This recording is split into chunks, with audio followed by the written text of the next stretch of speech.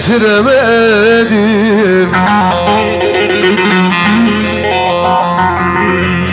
Beni candan uzak durdu yarim.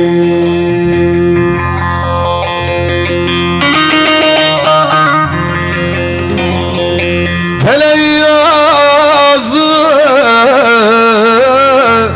sile yüzüyle,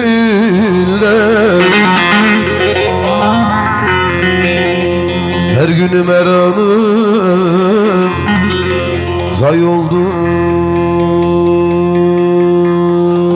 gitti.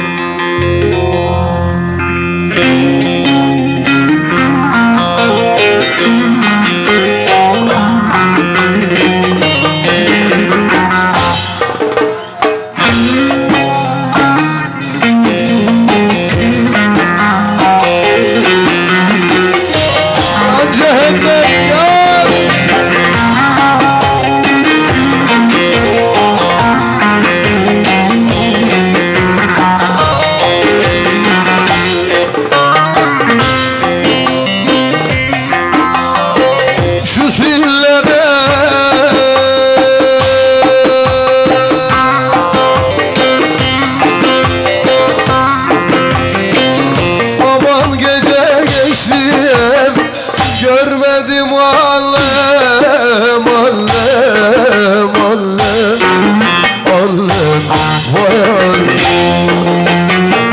Amanın sille, sille, sille, sille, vay sille.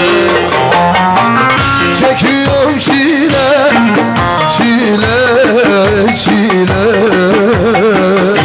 vay vay çile.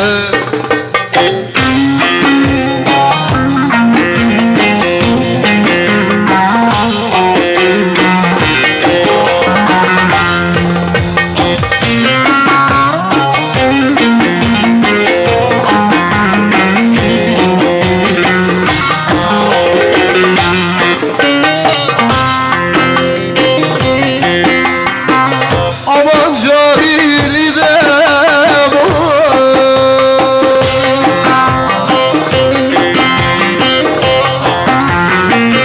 hele kıymasına bilmedim anam, anam, anam, vay anam. Amanın sille, sille, sille, sille, vay sille. Çekiyorum çile, çile, çile, vay çile.